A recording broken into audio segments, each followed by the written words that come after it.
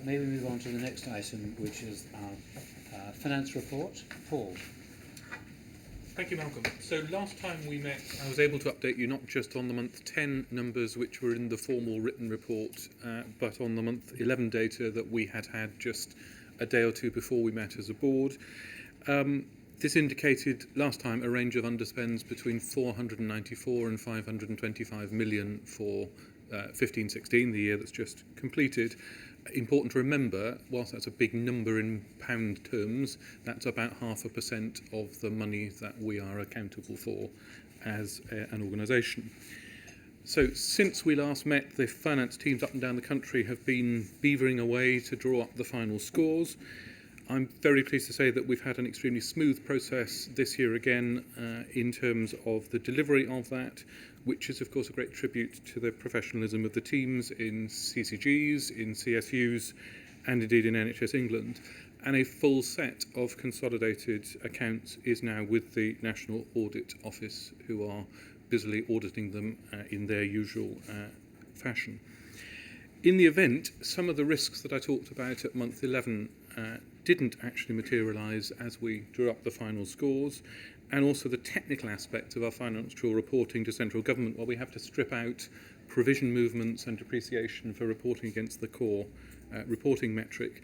Those adjustments were slightly more positive than we'd anticipated. So the draft accounts that we've submitted to the NAO show an overall underspend for the commissioning sector against the general Ardell limit of 599 million. Apologies for the Marks and Spencer's pricing, but there we go.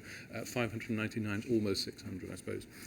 Within this, I've drawn out three broad themes in my report today. Firstly, the operational performance of the system, the operational financial performance, I suppose was almost exactly in line with plan overall, in terms of both activity, which we've been hearing about, and also the money as it then expresses itself in operational performance.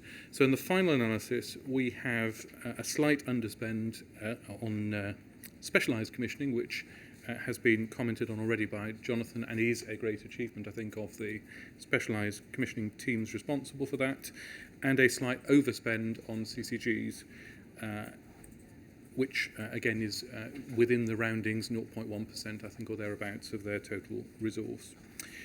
So that's the operational performance. The second thing just to draw your attention to is the Cancer Drugs Fund, which overspent again by 126 million. That should be the last time I'm required to say those words to you, because of course the measures that we decided upon a meeting or two back, which will take effect in July, will mean that we've got effectively price setting mechanisms which will prevent further overspends from taking in resources from other areas into that particular area, and will contain our spending on Cancer Drugs Fund to the 340 million we've set aside for that purpose.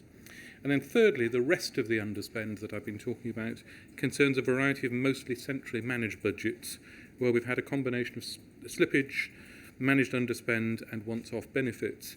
I probably just need to repeat my words of caution from last time, and indeed I think I might be getting boringly repetitive in saying this every time we meet, which were really threefold. Firstly, the once-off benefits, particularly in transition costs and some of the budgets that we manage on behalf of the Department of Health, are just that, once-off.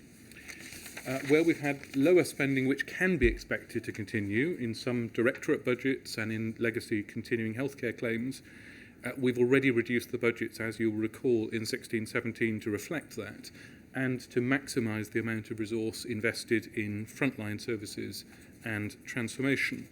And thirdly, where we've had slippage on some of the transformation programmes in particular, the ones that started up during 15-16, we will generally need to make this up in 16-17 if progress is going to be sustained towards our 5-year forward view goals. So it would be extremely unwise, I think, to extrapolate the underspends that we've just been reporting for 15-16 into the future.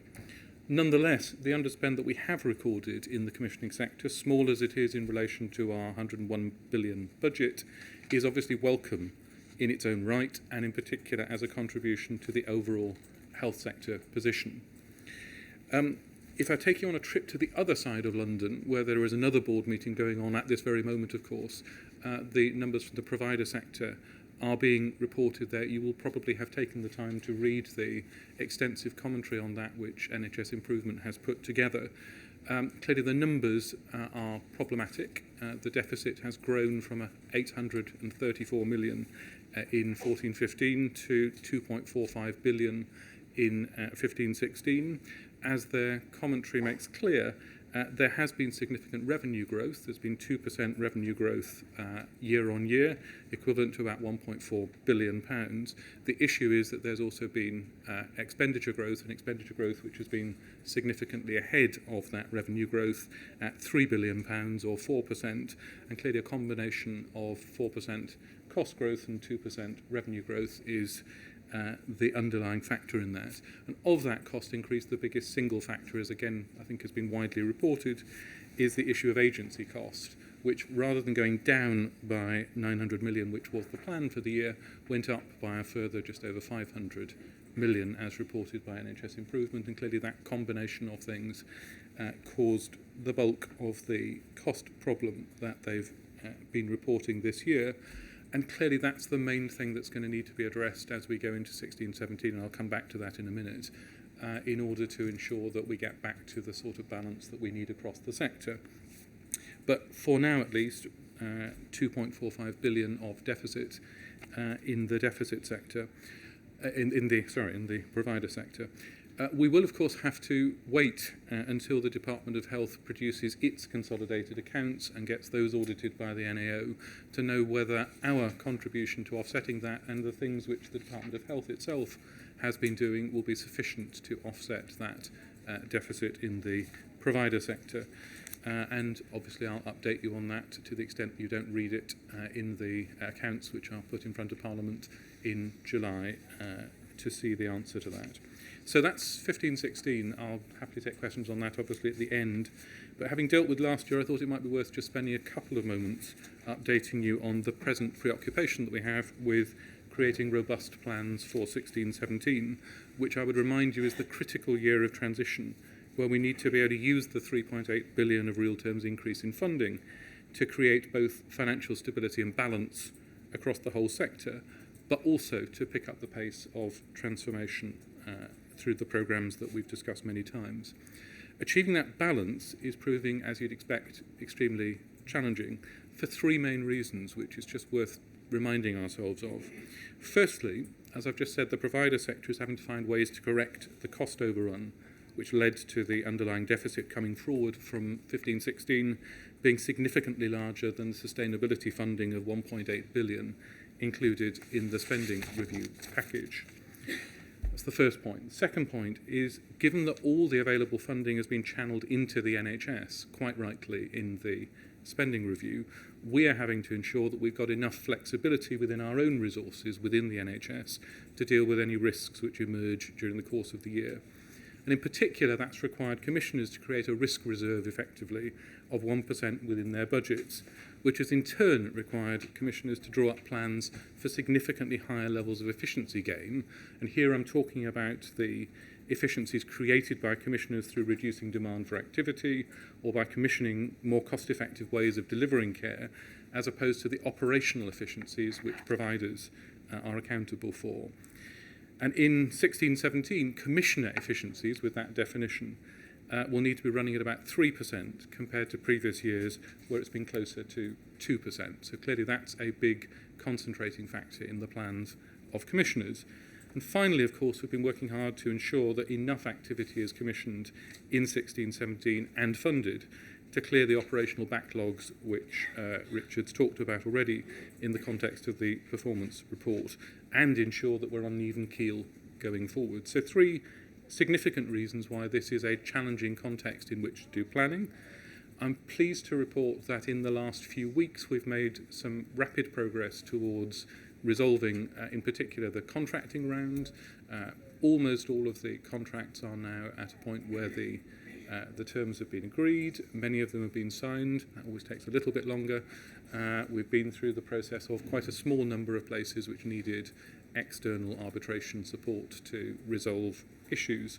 And we're now at the point where most contracts are ready to be acted upon, and most organisations have got their plans ready to start from. Briefly then, at the final submission a week ago or so, the CCGs and NHS England operating plans show an overall balanced position, which is where it needs to be, with the 1% risk reserve I talked about set aside as planned. But I have to say with a level of risk, particularly with regard to the delivery of that increased level of efficiencies, which is significantly higher than in previous years and will require us to build on the vigilance of our monitoring, which we've been honing over the last few years, and indeed, in particular, the speed of our support and intervention where required, where individual organisations start to show signs of deviation from those plans. That's the Commissioner position. NHS Improvement is, of course, continuing to work with provider organisations to agree updated control totals and revise plans which deliver the overall balanced position which, as Simon mentioned earlier on, we need from the provider sector to make the overall plans work. I'm sure they'll be reporting on that at their own board meeting, but you won't be surprised to hear that there is still quite a bit of work to do with a number of organisations to secure the efficiencies required to achieve that particular balance. And clearly a lot of that is tied up with the agency labour cost inflation that we discussed in the context of 15-16. There is, of course, a degree of urgency now to the task of putting all of that behind us and getting on with it, because clearly the challenge in 16-17 is not so much creating the plans as delivering the productivity gains, both the operational productivity gains and the commissioner-driven efficiencies that I've been talking about. And now that we have much of the planning behind us, we need obviously to concentrate all of our efforts on delivering a set of plans which are critical to the future of the NHS and will be challenging to deliver and will require all of the resilience that we've attempted to build up in the system in recent times. So on that note, perhaps I'll stop and invite any questions, comments or contributions. Thank you, Paul. Let me reiterate the invitation. David? I think, Malcolm, just for the board, the audit committee has had a ongoing discussion with Paul through the year on the performance, the outturn, the likely outturn, the risks, and I think at this point it is worth commending Paul and the finance team for their ability to predict accurately where we might land. That's no mean feat on a £101 billion budget. I think the second thing I'd say is that we're going through the audit process. We've had conversations with the NAO. We will undoubtedly have more conversations, but that process is proceeding on track and pretty smoothly. I think the third thing I'd say is that past performance should not be seen as a predictor of future success, and the nature of the performance and the underspend in 15-16 of 599 million is predominantly one-off in nature. And just to reiterate what Paul said, and the degree, my judgment would be the degree of risk that we now have within the 16-17 position is materially higher, and the levers to manage that risk are less available to us, and therefore it's important, it becomes really key to Paul's comment that we have good intelligence as to what's moving, what's happening, that we have clear planned support and intervention,